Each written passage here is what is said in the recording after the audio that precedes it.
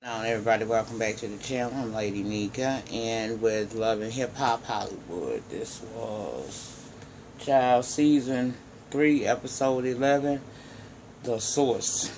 Child, okay. Alright, we're going to start this episode off with Ray J and Daddy J. They are at a fitting for Ray J's tuxedo. Go ahead on with your Coming to America theme. I ain't mad at you. But anyway, he over there getting ready to sing She's Your Queen to Be. And they talking about marriage. Now, they talk, Daddy J say, are y'all sure y'all ready for this? I mean, are y'all like on are y'all on a forever type of thing? Because see, with marriage, it's going to be good days and bad days. So, are you fully committed? Divorce should never be an option. And I get it.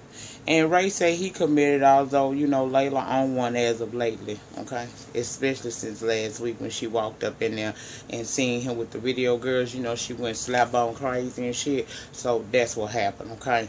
Now, we got Lyrical Jr. meeting up with Tricks, okay? She want to apologize for how she talked to the woman last week. And, for all that bullshit. And Tricks is, she accept the apology and everything. But she tell her, she say, look, it ain't just me. I don't like how she talked to your mom. I don't like how she talked to you. I don't really particularly care for that. Now, Lyrical Jr. disagreeing, saying she don't feel like old Lyrical Senior talks to her wrong, although she is clingy as hell to her. If you ask me, Mama's a master manipulator. She don't want to let this girl grow up. And eventually she gonna have to, okay? Now, here comes the bullshit. Yet again. Lyrical Jr. gonna ask Tricks to go with her to drop her mama car back to her. And that way they can talk. Wait for it. Wait for it. Now, Hazel E has returned. Yes, she has returned out of the depths of wherever the fuck she came from. And she's back, child. She thinks she on swole. She done had her some enhancements. And although you do look better, girl, Banana Beak, you ain't there yet, Banana Beak. You ain't there yet, okay?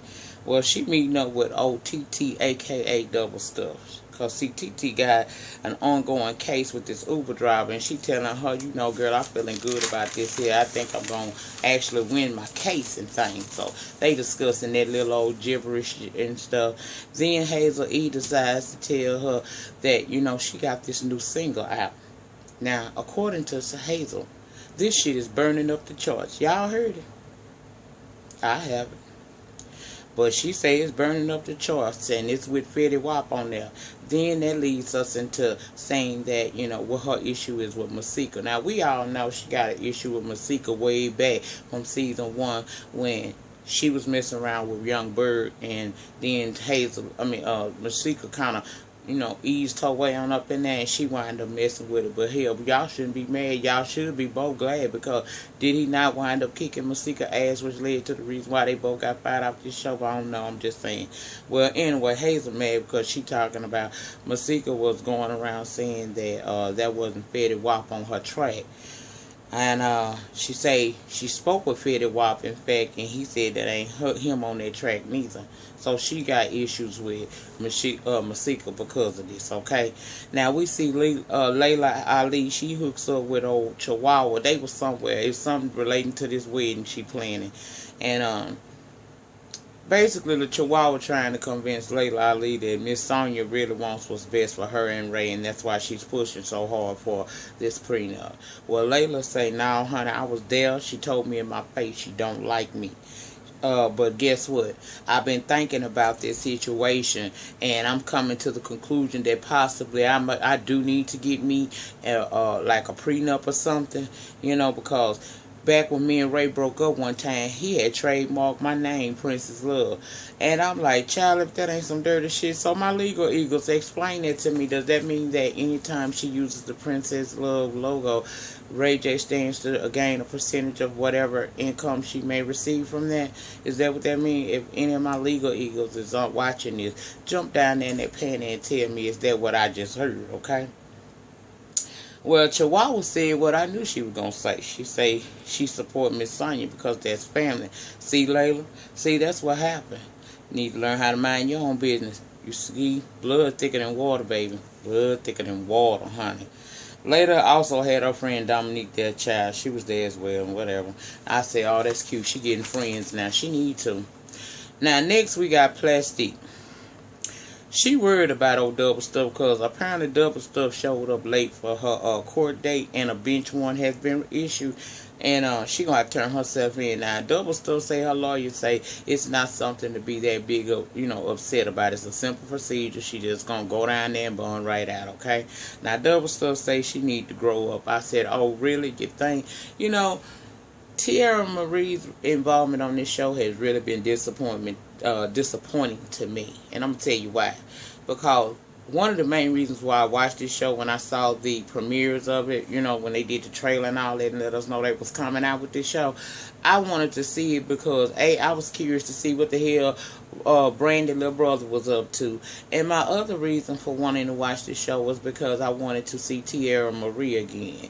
I used to like her back in the 90s. And really, the girl do have a talent, but what the hell is she doing with it on here? Girl, your storylines have not been about you trying to really get no music since season 1. What are you doing? What are you using this platform for? I hope you ain't just collecting a little $1,500 to $2,500 per episode, and you just going on with life as it is. Because honestly, girl, you could be doing a whole lot more if you just put some effort into it. You giving us bullshit, and you ain't gonna stay as a one of the main cast members if you continue that shit up, honey. What's gonna happen is they gonna replace your ass and find somebody with a storyline that keeps us interested. You need to do something. You need to step your pussy up, boo. That's what you need to do. Now, we see Max going to talk to his wife over Chihuahua, and he told her, look, I done told Fizz about that tape, and of course she a bit upset because she feel like she want to teach Moniece a lesson. Now, here's my thing with you, Chihuahua. Who are you to teach someone a lesson? What qualifies you to teach anybody anything? Then, after she's sitting there saying she want to teach the girl a lesson, Max brings up the Beyonce references again. Now, I don't know. I've heard different bloggers say that, there are pictures where Miss Tina and Beyonce is in pictures with the little boy Brandel, whatever his damn name is, or whatnot, and they are supposed to be okay. But I don't believe that Beyonce is this girl's friend to the degree that she trying to make it.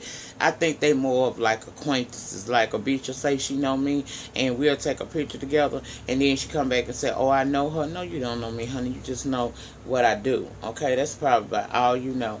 But, I mean, he over there talking about what would Bay do? And she talking about what? No, he said, would Bay do this here? And she was like, no, Bay wouldn't. It's, first of all, they let me know y'all ain't really friends with these people because it's not Bay, it's B. Okay? And then, why you keep name dropping like that? What is that? What's that all about? Child. Then she started telling Max about, should she tell Ray J what Layla got going on with this prenup, and he tell her, basically mind your own damn business. Again, you see Layla where the loyalty lie. You cool with her, and you went all the way to Jason Lee because you heard about this sex tape. Now, you got your own ulterior motives as to why you're doing it, but you also did it for her because you felt like Moniece had did her wrong by bringing her tea up at her event about this court case that Chihuahua got coming up. But you see what that did for you?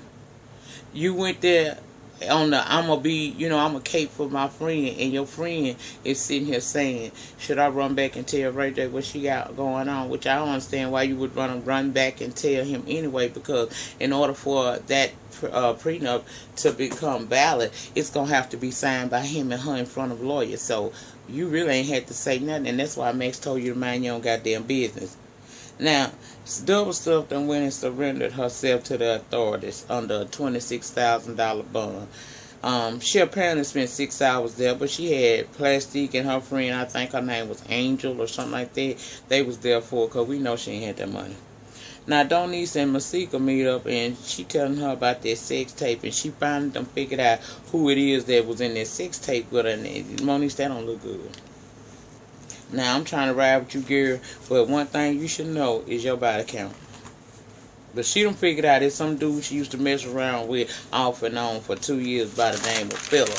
She done been down to his social media peeping and being nosy and shit, and she done found out that he gonna be in town in a couple of days. Remember, he's supposed to be this rapper. Okay, so she gonna ease on over there to holler at him when he get there, because she wanna know what's really tea with this here mess going on with Jason Lee and his tape and how he got it. Now, Layla does meet up with a lawyer talking about prenup to protect her assets that I didn't know she had. Okay, apparently she has a clothing line and a hairline. Neither I've heard of before, so really it wasn't no fucks given by me on that scene. I haven't heard of. Never mind. Well, she says she want a clause in the prenup that states that if Ray J ever makes a baby on her, the prenup becomes null and void. And I found that to be strange, because you said if he make a baby, not cheat. So he could cheat, but as long as he don't make no baby, the prenup will sustain. But if he make a baby, then you stand to not gain anything, or gain whatever it is that you presetting this here prenuptial or contract that you drawing up. Girl, y'all, I'm telling you, I ain't where I was with Atlanta. Like, y'all know I was absolutely over Atlanta. But I'll tell you this, I still like this show. It's just some of this shit is ridiculous. Okay, we know it's gonna be ridiculous, but child, it's giving me too much. It's giving me too much at one time. I can't these people. Girl, whatever.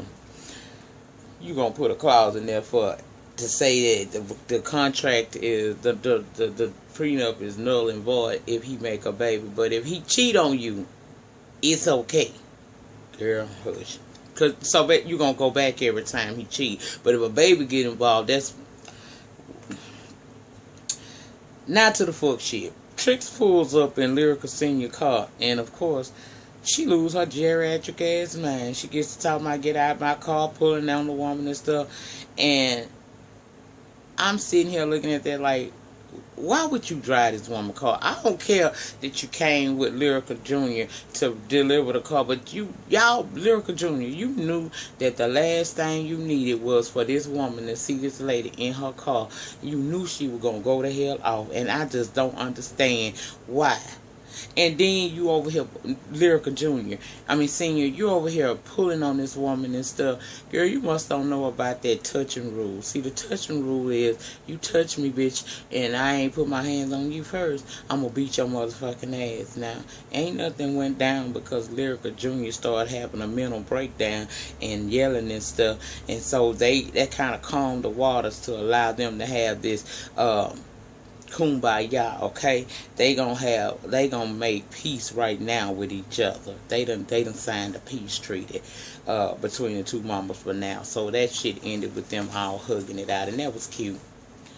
Now Donnie's done went to meet up with old Philip, and he look fruity as fuck to me. Now y'all know I ain't got no problem with it, but I mean over here I tell it like it is. He look like he is just as child. He give me more fruit than Young Thug, and you know he a fruit basket. But I guess that's what's in nowadays, feminine looking men. But right away he starts lying, talking about what had happened was, see, he had 2 phones at one time, and one came up missing, and just so happened the one that came up missing had the sex tape on it. And out of all the people in the world, guess who found his phone? Jason Lee. And see, Jason Lee wasn't being missing. He wasn't being missing. He just looked through the phone and to try to find the contact information for the owner. And that's when he stumbled across the sex tape. So that's how he got it. Now, Mona Lisa might be crazy, but she ain't no fool. She don't believe him, and neither do I. But she tell him, okay, well then, if that's the case, get the sex tape and send it to her lawyer. And he talk about why. Because I asked you to. Then he get talking about it was consensual. She said, I never said it wasn't consensual. But because I consented to have sex with you and allow you to film it, don't mean I gave you consent to show it to other people. So I'm going to need you to send that on over there. He get to talking about it ain't about no, he ain't do that to her on purpose. It ain't about no money thing and stuff like that, because if it was, he could have been sold to take. She basically fed up with his ass, and she tired of him, and she just wanted him to just agree to what she was saying, let her carry her ass, but say he wanted to play with her. And playing with her landed him a piece of Monique's 2.0 when she becomes for real Donice, because she slapped the shit out of him. And I was like, good, okay? Now let's go down to the last thing we're going to chat about on this episode. And it's down, it happened down at the club, child. It happened down at the club. Now, Hazel E and Masika finally meet up because she done heard that Hazel E is back, okay? She called the girl Hazel E. I fell out. I said, you better go ahead on, bitch. I needed oxygen when she said that, because one thing Masika do be blowing. She give you a good one, okay? She comes up to her and she asking her, look, you ready to apologize for what you said about my baby? Well, Hazel E say, well, I ain't said nothing about your baby. Really, I actually think your baby kind of cute. I was talking about you and the fact that you said that Fetty wasn't on my track, and I know that he was. And I'm not apologizing. Then she went telling the girl, talking about, now that you got your baby daddy money, why haven't you gotten any work done? And I'm sitting here thinking to myself, because she don't want to look like you in plastic, babe. She don't want all of them damn inflatable and non-inflatable parts on her. Hazel, what the fuck is wrong with you, bitch? Well, Hazel got all up in her motherfucking feelings and decided she was going to try to throw her drink on Masika, and Masika was ready to whoop her ass, but the security said, hell no, this is the end of filming for the day. Fuck that. Y'all not finna start no fight and have to redo no scenes today, bitch. That's it. That's all. And that's all I got for y'all. So in the meantime, in between time, please like, comment, subscribe, and I'll see you guys back for a Black Ink Crew. Peace.